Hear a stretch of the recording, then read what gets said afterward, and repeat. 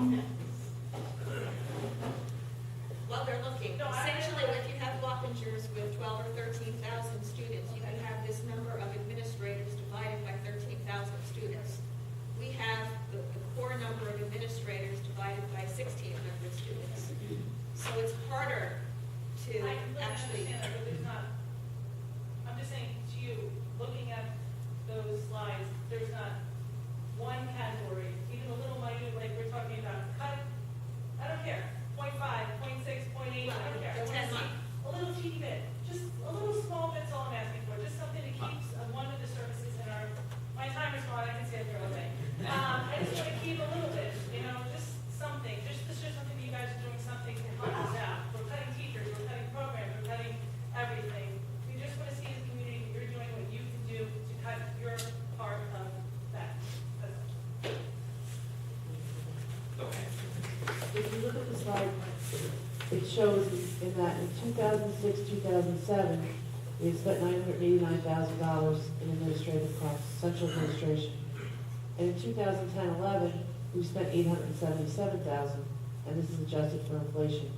So although we're small, if you look at the second column to the right, it shows the administrative cost increase. So you'll see that over the last 5 years, Poughkeepsie is number one in the increase in administrative costs by 19.08%.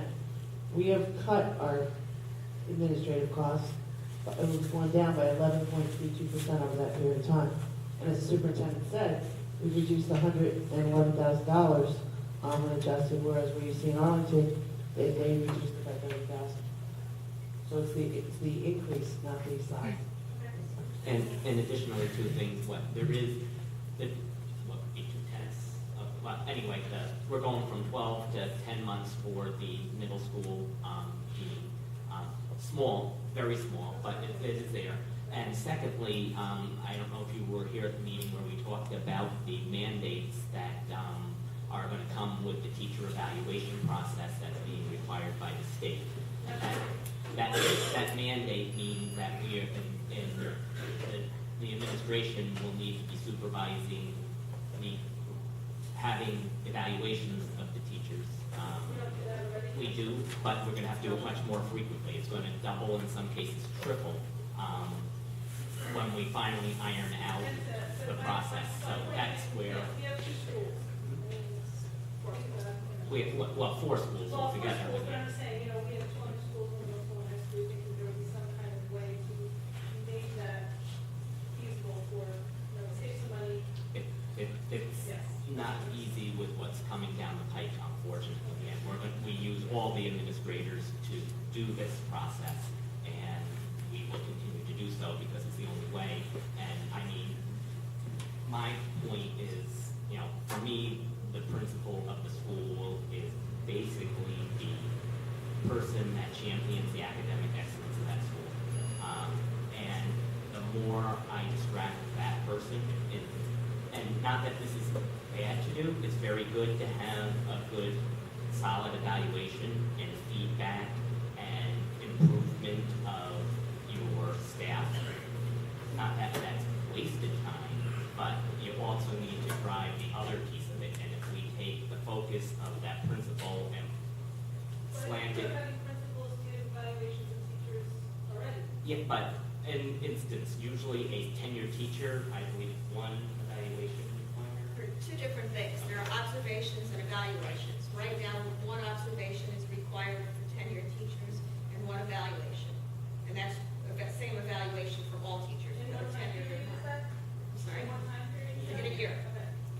Next year, the number of formal observations is doubled, and the administrators also have to do something called walkthroughs, so that they have to be able to say that they've seen an individual teacher a good 4 or 5 times in their classroom during the course of the year, so that they can build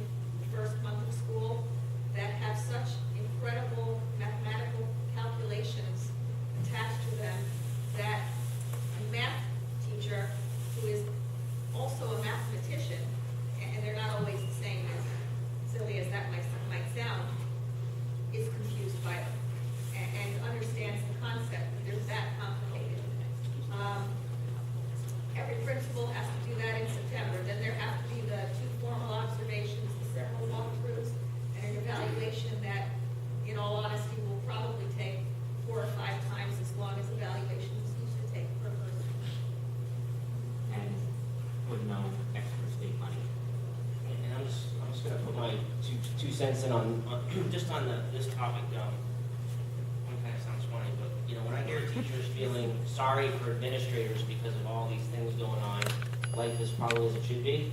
I haven't seen that in a long time.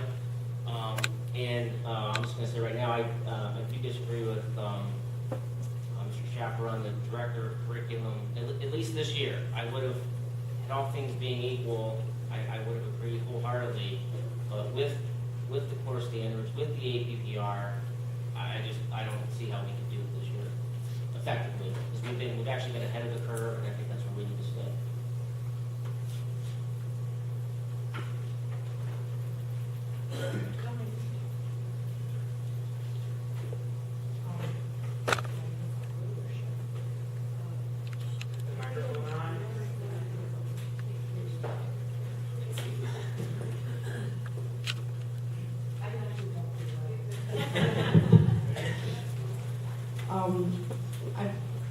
My 3 minutes is starting right now. Dr. Powell, I know I asked you a question the other day. When I come up here, I don't mean to, put you on the spot, put the administration on the spot, but I think I'm continuing what Beth, has to say. And we're talking about cutting the costs of the administration, but what about cutting perks? Like, we never get an answer for that. The Should other really be day, addressed to the board because they're the ones who develop the contracts. And You know, again, I asked her the other day about the car allowance. We keep talking about it. Are we or are we not going to cut that off? it's I a know- contract negotiation, like any other contract Okay. negotiations, whether it's with teachers, administrators, clerical, it's a contract negotiation. It doesn't happen from meeting to meeting. It's Okay. not something that can be unilaterally decided upon. It's in a contract that both parties have signed. So her contract hasn't come up since then? Since last over a meeting, year? No, since over a year and a half ago that we've been hearing about this. We I heard had- about this all last year. We had done it we do it annually to take a look at the raise we're giving based on evaluation. So you didn't feel like it needed to be cut after last year when it came up? When did it come up for There were review? certain things in that contract, like a 1% raise, that are in there. So there's things you aim for and there's other things it's a negotiation. So I think, Okay. I don't know, because I haven't looked at them, but I would definitely find. I mean, are we looking at those Yes, perks that we really look at nobody those. has right now? I know in July, a couple of the administration received their doctorate's degree. Did we pay for that, or did they pay for that school? The district. The district did. That's a lot of money. I don't know how many people, I know Dr. Mulford got her doctorate, Dr. Berkowitz, were there 1 or 2 more in July? We had someone previously that got their doctorate and then left right after, wasn't contracted to stay here. I mean, it just seems like, I don't know who's drawing up these contracts, but there should be clauses depending on, the recession, our economic times, having them stay here after we pay for their doctorate for a certain amount of years. That doesn't take, rocket science. I mean, I'm up here and I can just listen to these things over the past year and a half, but nothing's ever done. Nobody ever talks about it. Merit pay, all of this can be taken away, but it's not. Yeah, I'll address a few things. I mean, I want to make it clear that it's not like these things are never discussed, okay? So they are discussed. No, it just seems like they're never taken away. I know they're discussed. Well, I mean, okay, let me finish, right? Yeah, go ahead, now.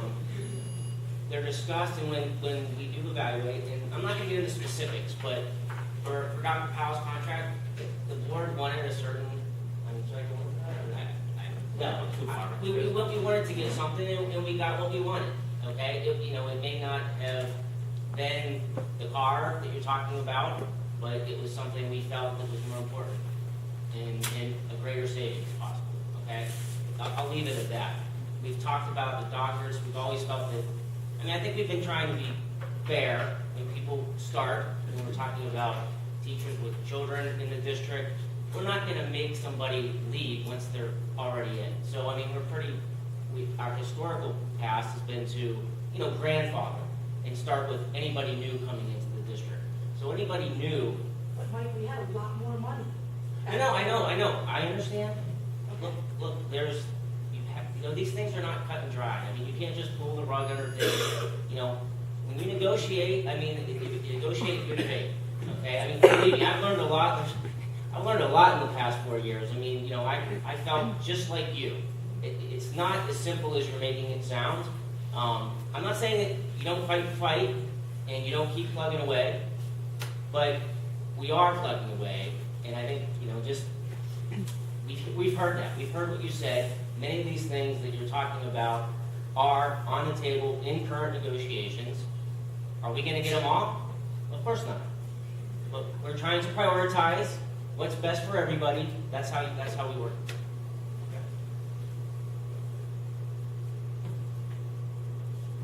Anyone else? It's not 10 o'clock.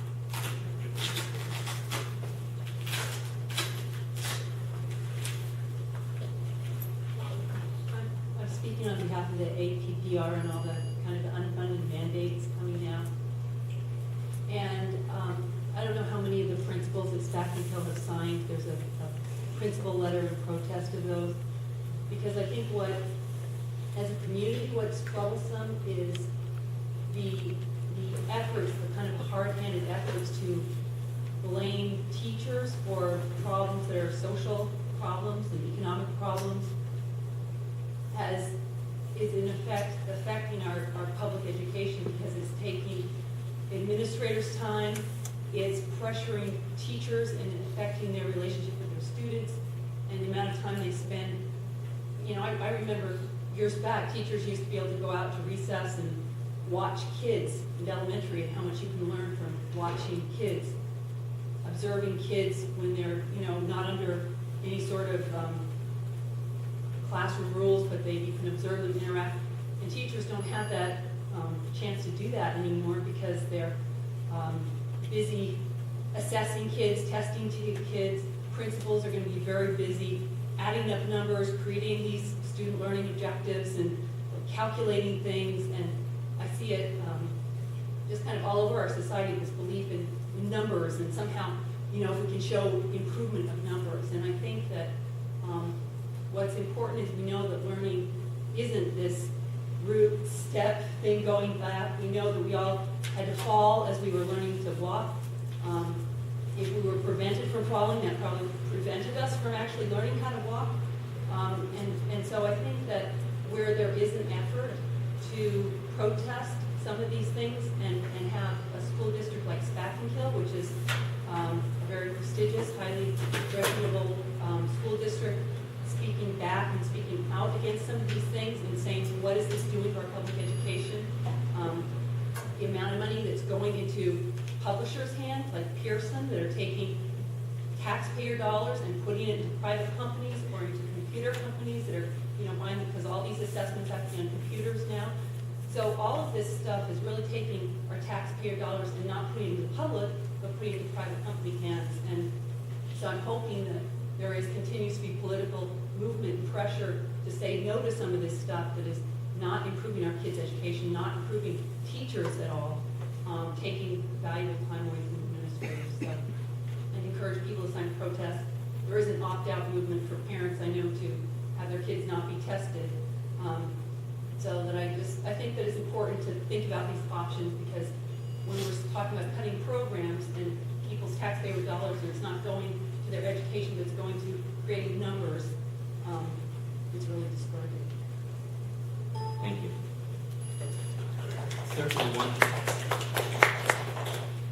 Certainly one thing is true. It's very hard, if not impossible, to gauge the success of a teacher by an exam or set of exams. And one thing we found out is New York has no clue how to do it. So unfortunately, they're forcing a model down everybody's throat, and that's what we have to live with if we want to continue to get state funds. So I agree, if it can be changed, please do whatever you can. But and then the other point is if the opt-outs are not to be tested, I'm honestly not aware of that, but I also wouldn't encourage that, only because tests are useful, and if you opt out of testing, there are very good uses for a test, not necessarily to directly evaluate a teacher, but to see where strengths and weaknesses are in the student. And a good teacher will use a test and design a test that's very useful and be able to move that student ahead based on that test. I'll just say, obviously, we don't have a lot of control over this issue, but what I think should really be mentioned is, before this was mandated, teachers and the administration came together and made a wonderful evaluation. I mean, they worked together, everybody was pleased, and the state didn't let us utilize it the way we wanted to. But the idea that we were able to be ahead of the curve, come up with something that was better than we had, I think is an attribute to how our district works together. Okay. So I'll close the public comment, and we did mention the fact we have to resolve the kindergarten Hagen dilemma. So would somebody like to?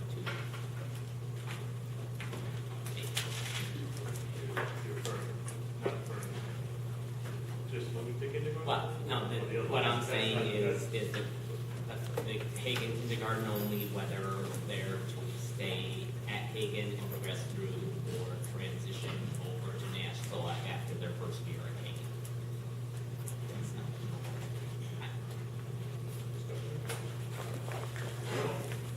My feeling is that we should stay with how we proposed, when the proposal was approved, that to allow the next year's second grade to stay at Hagen and everybody else. I think it's just time to make a decision that that's what we think is the best for the district, and we should just move along and take care of it.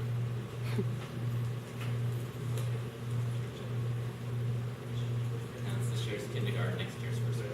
When it's already right there. Yeah, it's this year's first grade. That's just. Well, I'm on the other side of this fence. I believe, the younger children, I think, are more vulnerable. So, I hate to see, child went from pre-K to K, then they're gonna go over to another school, 1, 2, and then back. I don't think it's asking that much of the district to just stay there.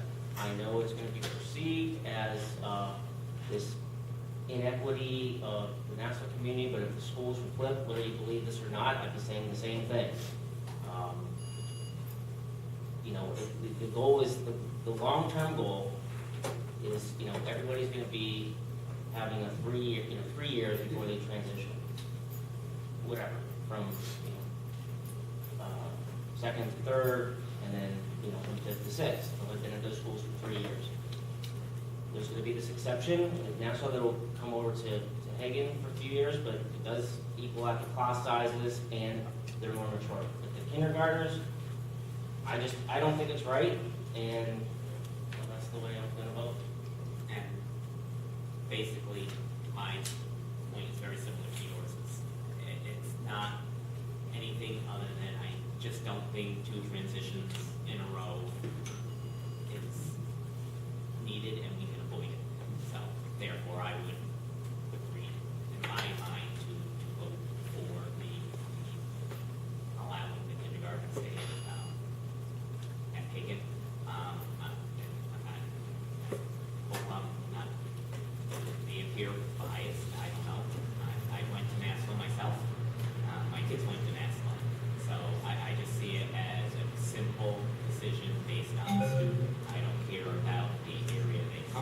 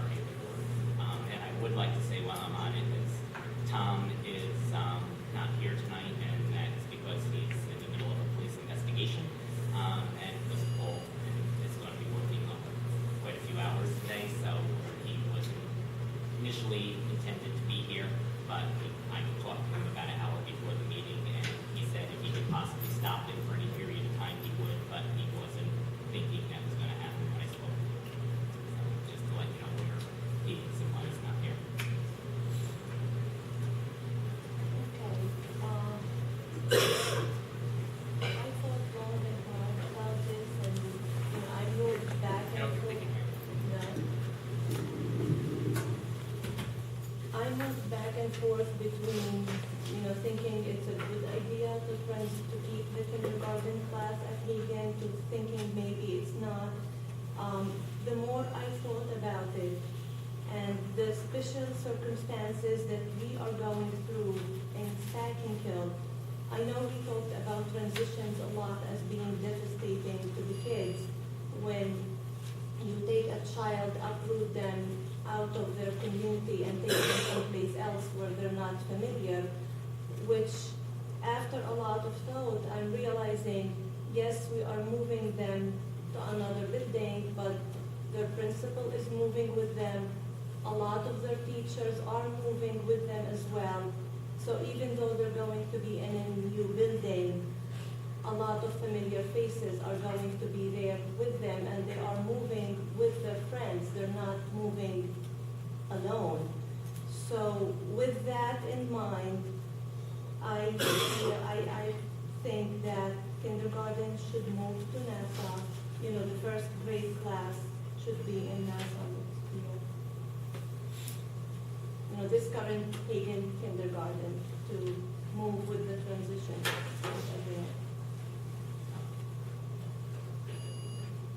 Yeah, I mean, I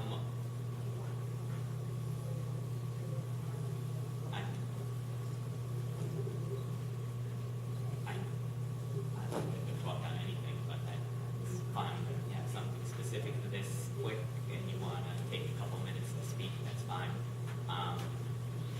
At this point, with a 2-2, I don't see a reason to even propose a motion because it would be approved. We need 3 affirmative votes to approve. So, somebody wants to speak.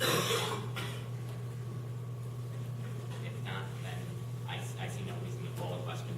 If, it's not going to happen. It's what? There's no vote, I mean, and we need to have this answer before the 9th, so it's a no. Simple as that. So there's no, a vote. It makes no sense to vote, it's just unless you have 3 people in favor. So the answer is there's no motion, it stays as the original plan was, and we go forward with it. Okay. Anything else? No. Do you hear a motion to adjourn? Adjourn, second. And all in favor? Aye. Opposed? Carried.